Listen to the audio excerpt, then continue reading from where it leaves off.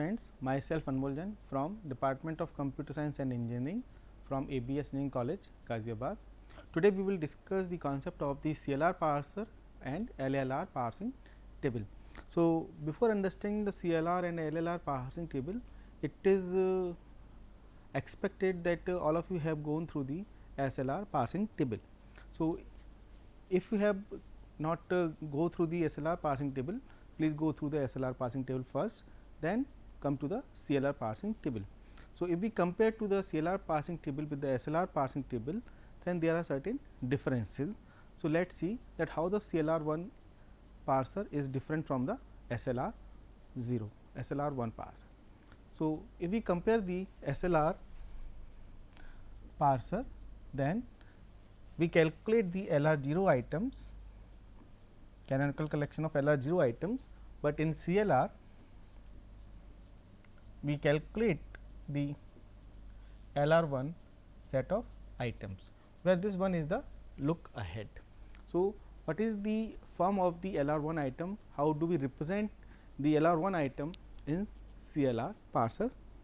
So, this is the form of the LR1 items, that is a production is in the form of A drives alpha dot beta comma A, and this A is known as the look ahead, right. And this look ahead may be your terminal symbol or it may be a end marker. End marker means it may be either a terminal symbol or it may be a dollar, right. So, let us see that how we can compute the LR1 set of items. So, for the construction of LR1 items, we have to compute two functions, one is closer and one is go to, right. So, let us see one by one what the closer says. Closer says that if there is a production A drive alpha dot B beta, I repeat alpha dot B beta. So, what is my intention or what is my focus area is that I will search for dot followed by a non-terminal, right. If there is a production like alpha dot followed by non-terminal followed by beta, that is any string comma A in closure of I and B drives gamma, जो dot के बाद non terminal आ रहा है, dot के बाद जो non terminal आ रहा है वो नॉन टर्मिनल अगर किसी प्रोडक्शन को ड्राइव करता है तो उस प्रोडक्शन को भी मैं उस आइटम में ऐड कर लेता हूँ, that is B drives dot gamma, उस प्रोडक्शन को भी डॉट लगाकर उस आइटम में ऐड कर लेता हूँ comma B. So what is this B? This B is defined as the first of beta A. What is the first of beta A? So this is my beta and this is my A. जो production मैंने use किया है उसमें dot के बाद non terminal के बाद जितनी भी चीज़ बचती है वो क्या होती है आपकी बीटा, और ए क्या है आपका look ahead. So this B is the first of beta A. We will see with the help of an example, right. Second function that we will use for the construction of the LR1 items, that is the go to function. The go to function says that in each item, जो भी मेरे items compute होंगे उन हर item में मैं क्या check करूँगा, that dot followed by x. Now, this x may be your a terminal symbol or it may be a non terminal. ये आपका x जो है that is called the grammar symbol, और grammar symbol may be your terminal symbol or it may be a non terminal symbol. तो मैं go to को कैसे याद रखता हूँ, डॉट के बाद अगर नॉन टर्मिनल या नॉन टर्मिनल कुछ भी आता है तो उसको मैं x डॉट कर देता हूँ. जहाँ जहाँ डॉट x होता है उसको मैं x डॉट कर देता हूँ, राइट, x डॉट. और अगर उस डॉट के बाद कोई नॉन टर्मिनल आता है, उस डॉट के बाद कोई नॉन टर्मिनल आता है तो उसके हिसाब से मैं उसका क्लोजर कैलकुलेट करता हूँ. We will see with the help of an example now. So, this is the these are the two functions which we will use for the construction of the LR1 items. So, this is the algorithm for the construction of the LR1 items, all the items, right. So, C is the collection of items and it will start with the closure of S dash drive dot S comma dollar, right. Repeat the following until no more set of LR1 items can be added to set C. We will see the meaning of this line with the help of an example.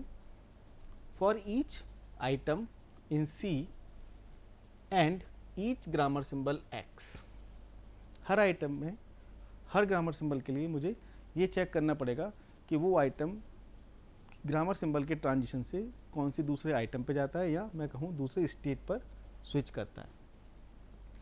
Add go to of i, x to C, उस state को भी मैं अपने canonical item में add कर लेता हूँ.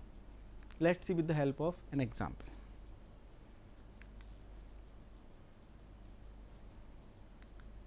Suppose this is the my grammar, that is S drive C, S drive C, C drive small c capital C and C drive small d. This is my grammar, right. So, the first step is augment the grammar. For construction of LR1 item or LR0 item, first step is augment the grammar, that is S dash drive S, and we have to compute the closure of this augmented production as we have written in the algorithm, that we have to compute the closure of this augmented production.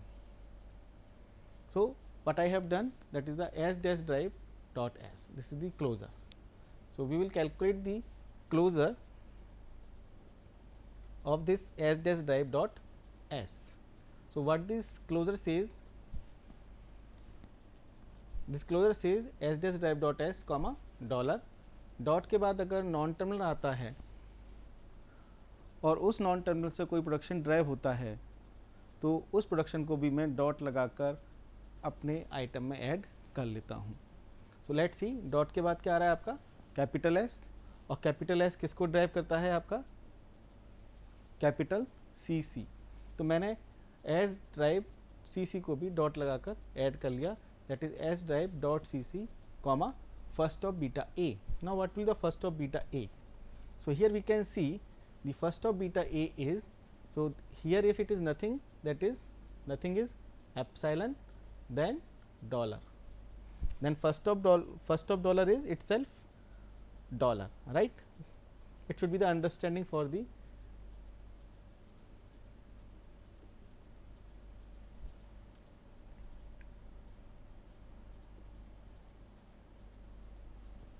so first of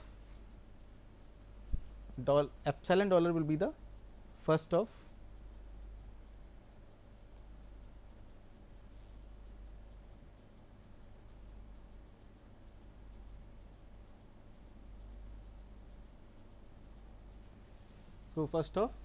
epsilon dollar will be the dollar, right. So here is a dollar. Now dot के बाद फिर से मैं क्या देखता हूँ non terminal. So dot के बाद फिर से क्या आ रहा है आपका नॉन टर्मिनल कैपिटल सी, और देखता हूँ क्या ये नॉन टर्मिनल किसी दूसरे प्रोडक्शन को ड्राइव करता है ग्रामर में. तो मैं देखता हूँ कि सी जो है फिर से प्रोडक्शन को ड्राइव करता है, that is C drive small C capital C. इसको भी मैंने क्या किया डॉट लगा कर लिख लिया, comma first of beta A. So what is this first of beta A now? So here this is my B and this is my beta. So first of C dollar, first of C dollar. So first of C dollar अगर आप calculate करेंगे then we can easily compute here that the first of C is C and first of C is also D. So this is my first of C dollar will be the C comma D. So I can write it here C drives dot C C comma C oblique D, right. Similarly now C drives dot D, तो इसको भी मैंने D production को भी इसमें add कर लिया by adding dot symbol with first of beta a. Again the first of C dollar will be the C comma D. So this is my I0 item. Now I will use the second function, that is the closer. So closer and go to. So now I will compute the go to function of each state, right.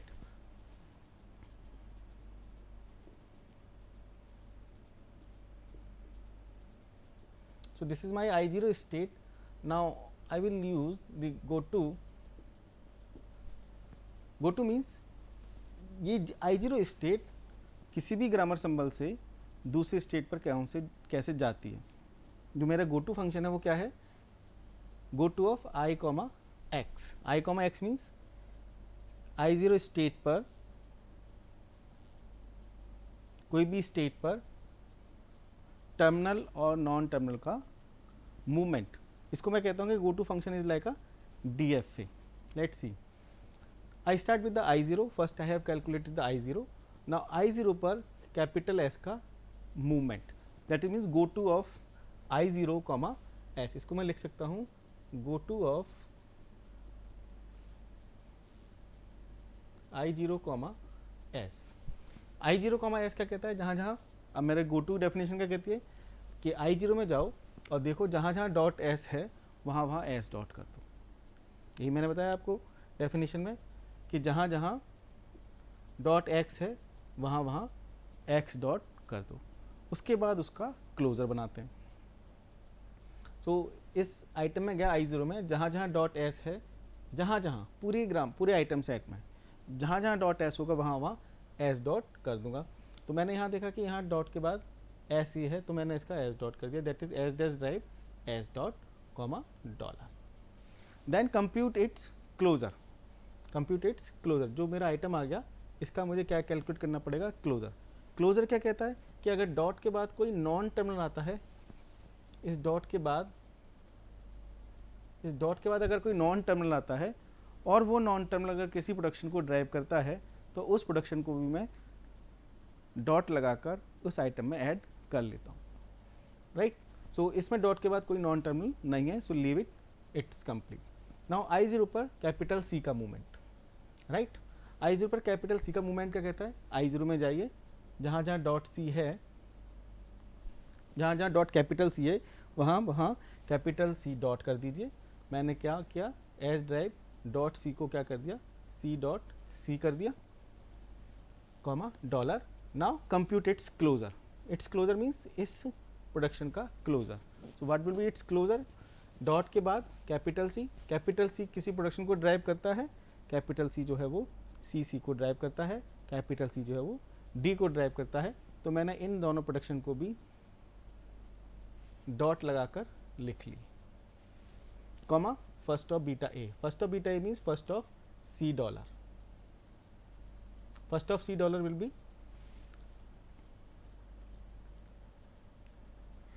first of epsilon dollar. This is my B and remaining is this. So first of epsilon dollar will be dollar, right. So take care of it, that first of alpha dot B beta, first of beta A is epsilon dollar. So it is my dollar, again this is my dollar, right. So this is the item 2. We also give the numbers to each state or item. This we call I1, this we call I2. Now we see the movement of I0 state पर small c का movement. Small c का movement means जहाँ जहाँ dot small c होगा वहाँ वहाँ small c dot कर दूंगा, उसके बाद इसका क्लोजर. सो C drive C dot C comma C oblique D जो है, अब इसके बाद इसका क्लोजर. क्लोजर क्या कहता है, C drive dot C and C drive dot D, right. Then its first of beta A. So the first of beta A will be the again C oblique D, because this is again epsilon here. Beta की value क्या होगी, epsilon. तो epsilon C D will be the first of epsilon C D will be the C oblique D. Similarly, next we come to the I0 and I0 पर D का movement क्या है, जहाँ जहाँ डॉट D होगा I0 state में, जहाँ जहाँ डॉट D होगा वहाँ वहाँ मैं D डॉट कर दूंगा. तो जहाँ जहाँ डॉट D था वहाँ मैंने डी डॉट कर दिया। उसके बाद उसका क्लोज़र, क्लोज़र क्या कहता है, अगर डॉट के बाद कोई नॉन टर्मिनल आता है, अगर डॉट के बाद कोई नॉन टर्मिनल आता है और वो नॉन टर्मिनल किसी एक प्रोडक्शन को ड्राइव करता है, तो उस प्रोडक्शन को भी मैं इस आइटम में ऐड कर लेता हूँ, right. So C drives D dot C oblique D. So I have seen all the movements, all the grammar, all the movements of each grammar symbol. Either this is a terminal or it is a non-terminal. So these are the non-terminal movement and these are the terminal symbol movements. Now repeat the same process with new items. I1 this is complete. Now I2, I2 पर C का movement. अब देखते हैं कि dot के बाद इसमें क्या आ रहा है आपका कैपिटल C, डॉट के बाद क्या आ रहा है स्मॉल c, डॉट के बाद क्या आ रहा है स्मॉल d. तो जब जब डॉट के बाद कोई भी सिंबल है उस पर मुझे उसका गो टू देखना पड़ता है. तो I2 में क्या, I2 में डॉट के बाद कैपिटल C आ रहा है, तो गो टू क्या कहता है आपसे, जहाँ जहाँ डॉट C है उसका C डॉट कर दीजिए और उसके बाद उसका क्लोज़र बना दीजिए. So in this case S drive C C dot comma dollar, closure बनेगा क्या इसका, अब इसका क्लोज़र नहीं बनेगा क्योंकि इसमें डॉट के बाद कोई नॉन टर्मिनल सिंबल नहीं आ रहा, राइट. सिमिलरली I2 पर स्मॉल c का मूवमेंट, तो this is my movement of small c. Small c पे मैं देखता हूँ I2 पर स्मॉल c का मूवमेंट, जहाँ जहाँ डॉट c होगा वहाँ c डॉट कर दूंगा, जहाँ जहाँ डॉट c था वहाँ मैंने c डॉट कर दिया और उसके बाद उसका क्लोज़र. क्लोज़र क्या कहता है कि अगर C किसी प्रोडक्शन को ड्राइव करता है आपकी ग्रामर में, that is my S drive capital C C drive C and C drive D. ये ग्रामर है मेरी, तो C drive dot C and C drive dot D, इसको भी मैंने इस ग्रामर में ऐड कर लिया, right. At the same time I also check one thing, that no two states are the same states. I repeat, at the same time I also check that no two states are the same state, right. Same state means उसके first component और second components एक जैसे नहीं होने चाहिए. एक जैसे मतलब even the position of the dot, right. So we also check whether these is this the same with any other state, no. So on the movement I2 state पर C का मूवमेंट कहाँ ले जाता है मुझे I6 पर. Similarly I2 पर D का मूवमेंट, I2 में जाओ जहाँ जहाँ डॉट D है वहाँ D डॉट कर दो, उसके बाद उसका क्लोज़र. सो इसमें क्लोज़र नहीं बनेगा. So now I2 state is complete. Now come to the I3 state. I3 में देखिए आप डॉट के बाद कैपिटल C है, डॉट के बाद स्मॉल c है, डॉट के बाद स्मॉल d है, राइट. तो अगर आप देखते हैं कि I3 पर इस कैपिटल C का मूवमेंट, I3 पर कैपिटल C का मूवमेंट, I3 पर कैपिटल C का मूवमेंट क्या कहता है, जहाँ जहाँ डॉट C होगा वहाँ C डॉट कर दूंगा. सो यहाँ पर देखिए केवल डॉट C कहाँ पर है, डॉट C है, वहाँ मैंने C डॉट कर दिया, that is C drive C capital C dot comma C oblique D. फिर उसका क्लोज़र, इसका क्लोज़र बनेगा, अब क्लोज़र नहीं बनेगा क्योंकि डॉट के बाद अब कोई भी नॉन टर्मिनल सिंबल नहीं आ रहा है, राइट. सिमिलरली I3 पर स्मॉल c का मूवमेंट आप कैलकुलेट करेंगे तो आप देखेंगे कि वो सेम स्टेट आ रही है. So the movement is the same state. Similarly I3 पर D का मूवमेंट जो है वो फिर से आपको I4 स्टेट पर ले जाता है, because this will be the same state. आप देखेंगे कि ये वाली स्टेट जो क्रिएट होगी that will be again the I4 state, right. I3 has been complete. Now come to the I4. I4 में कोई मूवमेंट नहीं है, दैट मीन्स डॉट के बाद कोई ग्रामर सिंबल नहीं है. Now come to the I5. I5 is also complete क्योंकि इसमें भी डॉट के बाद कोई ग्रामर सिंबल नहीं है. Now come to the I6. So in I6 dot के बाद कैपिटल C है, सो कैपिटल C का मूवमेंट अगर आप देखते हैं then it moves to the state I9 और इसका क्लोज़र बनाते हैं, क्लोज़र नहीं बनेगा. देन I6 पर D का movement that is C drive D dot comma dollar. Then then I6 पर C का movement that leads to the same state, right. Okay, I6 has been completed. I7 has been completed क्योंकि I7 में भी dot के बाद कोई non terminal symbol नहीं है, it is completed. I8 is completed क्योंकि इसमें भी डॉट के बाद कोई ग्रामर सिंबल नहीं है, it is completed. And I9 is also completed क्योंकि इसमें भी डॉट के बाद कोई ग्रामर सिंबल नहीं है, right. So in this way we compute the DFA of this grammar. DFA means हर स्टेट पर हर ग्रामर सिंबल का movement, right. Now we come to the parsing table. How do we construct the parsing table? So parsing table contains two part. One is the movement of the terminal non-terminal symbols from each state, and one is the terminal symbols from each state, right. So the algorithm is that we will check each item. मैं हर item में देखूंगा. Create the parsing action table as follows. If A is a terminal symbol, that is A drives alpha dot A beta B in I means in each state. Her state में मैं क्या देखूंगा, dot के बाद कोई terminal symbol आ रहा है. Dot के बाद अगर कोई टर्मिनल सिंबल आ रहा है और वो टर्मिनल सिंबल उसको किस स्टेट पर ले जा रहा है, राइट. जैसे अगर मैं बात कहूँ इसमें I0 की बात करता हूँ, I0 में डॉट के बाद C आ रहा है और ये C जो है, C का मूवमेंट इसको I3 में ले जा रहा है. So this is my new state. That means I0 पर C का मूवमेंट कहाँ ले जा रहा है आपको, I3 पर.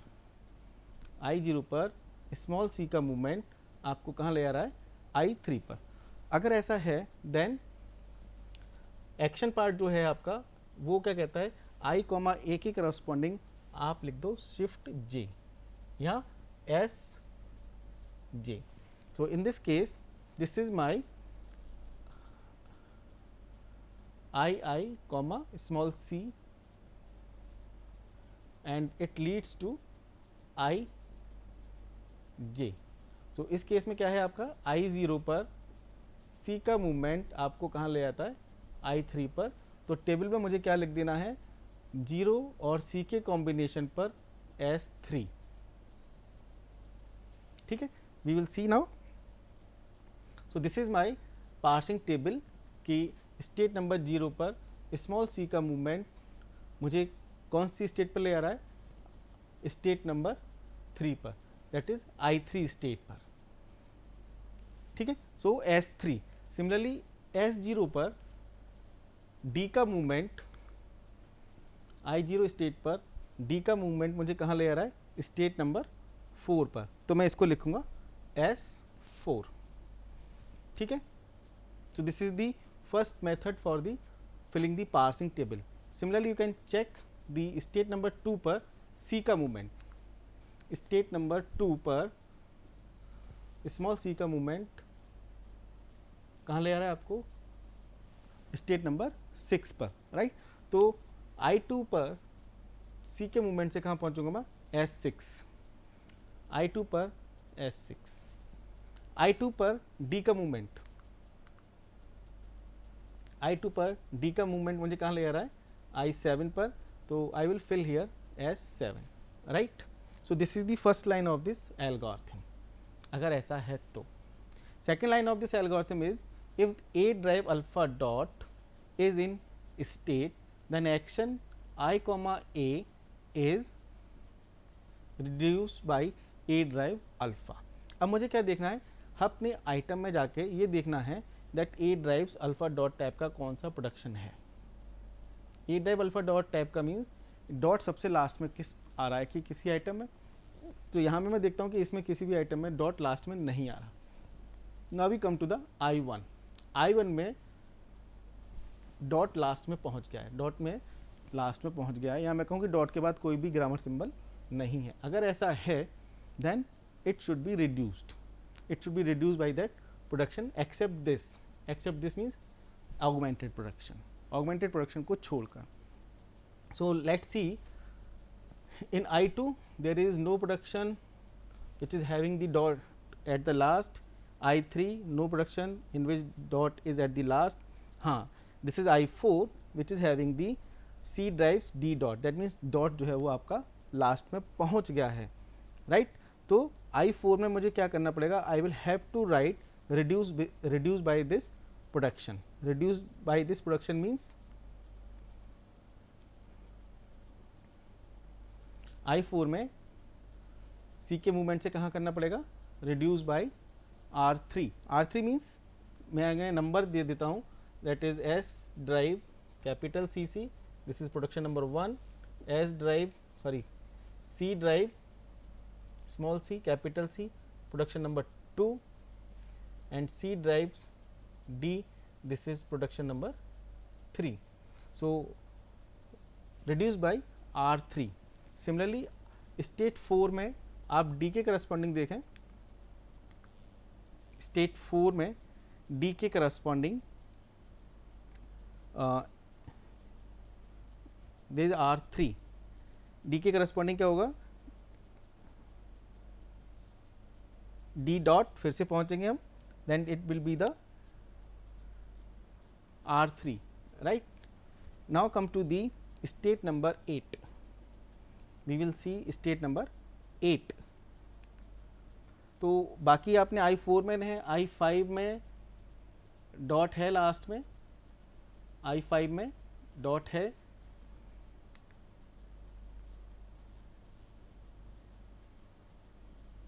I5 डॉट साइन है एंड किसके करस्पॉन्डिंग, डॉलर के करस्पॉन्डिंग आपने क्या कर दिया, R1, that is reduce by production number 1,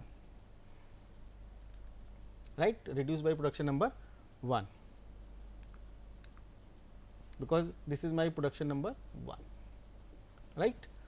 Next similarly 8 में आप देखेंगे, then there is a production 8, this is my production number 2 and dot is at the last position. Similarly and so on. Second part is the go to part. Go to part जो है that deals with the movement by the non terminal symbol. So I0 पर capital S का movement कौन सी state पर ले जाता है, I1 पर. I0 पर कैपिटल S का मूवमेंट कहाँ ले जाता है, I1 पर. सिमिलरली I0 पर कैपिटल C का मूवमेंट कहाँ ले जाता है, I2 पर. सो गो टू पार्ट जो है वो भरा जाता है आपका नॉन टर्मिनल से, नॉन टर्मिनल के मूवमेंट से, और एक्शन पार्ट जो भरा जाता है वो आपके टर्मिनल सिंबल से. Similarly go to of state number 2 पर कैपिटल C का मूवमेंट कहाँ ले जाता है, स्टेट नंबर 5 पर. 2 पर कैपिटल C का मूवमेंट कहाँ ले जाता है आपको, स्टेट नंबर 5 पर. सो यहाँ पर मुझे केवल क्या लिखना पड़ता है, उसका नंबर. सो ये क्या है आपका, for all non terminals capital A, if go to of this leads to the next state, then go to of I, A equals to J, that is only its number. ठीक है. All blank entries are called errors. जो इससे define नहीं हो पाती हैं, that are called the errors, right.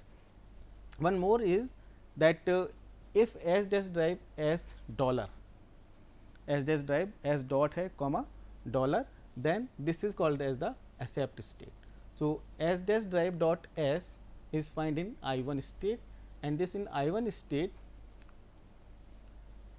we mark the accept, right. So this is my accept. So in this way we can compute the LR1 parsing table for the CLR1, right. Next is the construction of the LALR parsing table. LLR parsing table में बहुत कुछ नहीं है. Once we have compute the CLR1 parsing table, just we see that which states have the common or the same component. First component जिनका same है, but they are differ in second component. So first component means this is my first component and this is my look ahead is my second component. So we can see that the state number I3 and I6, these are the same in first component, but they are differ in second component या look ahead, इसमें सी D है, इसमें look ahead क्या है आपका dollar है. Similarly 4 and 7, state number 4 and 7, this is C drives D dot है and 7 is C drive D dot है. इसमें सेकंड कंपोनेंट सी डी है, इसमें सेकंड कंपोनेंट डॉलर है, राइट. सो इस टाइप की स्टेट जो होती हैं, इस टाइप की जो स्टेट्स होती हैं, we merge them into one state.